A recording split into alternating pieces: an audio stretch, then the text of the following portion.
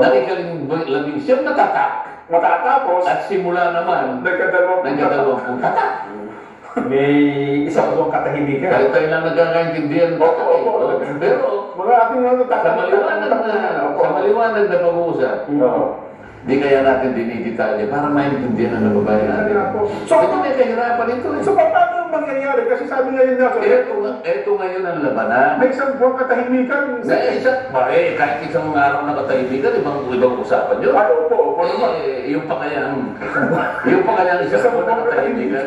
Oo. Sabid ngayon, ang isang araw. Opo, Ang isang araw na katahimikan, 1,000 taon. Opo.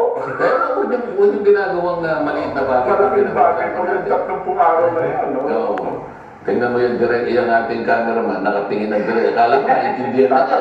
Mukhang nakukuha niya na. Alam ni Kuya Pling yun. Ngayon, Oo. may isang buwan tayong pakita. Oo. Tanong. Kumbaga, ito yung papel eh, di ba? Yan ang pinag-usapan eh. Opo. O ito yung ano. Paano may tatawid dito yan? Ito yung pagitan eh. Oo. 30 araw ang pinag-uusapan. Paano mo itatawid dito?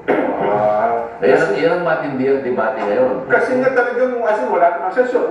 As in, talagang, literal eh, magkakaroon ng 30 araw na katahimikan talaga. Wala. Nasa saligang batas mismo ang naglagay ng pagitan. Ayun. So, basahin mo, Section 15, Article 6. Opo.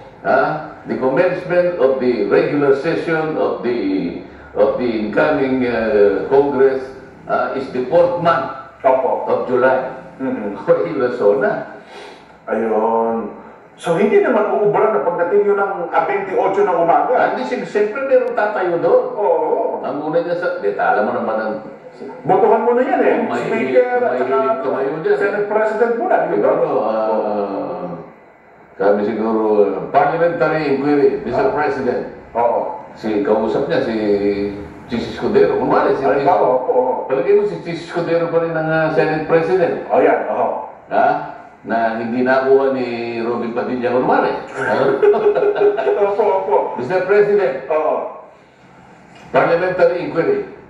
What is the parliamentary of the gentleman or the blah blah blah. lady of blah blah blah? Opo. Mr. President, I want to know what happens to the impeachment blah blah blah. It is not in our agenda today. Oo nga. Wala sa agenda pa yan. Ano yung sasagot ni yan ang yung balataan. Baka sabi, no, sabi niya, the Senate is a continuing body. Ayan na, mag-uumpisa na naman yan. Ang pagkakaiba lang noon, wala ako eh. Ayun. Nandito na Sa ako. 28 Congress, nandiyan na kayo. Di ba? Oo. Ano na? Yan ang magiging senaryo ngayon. Ayun.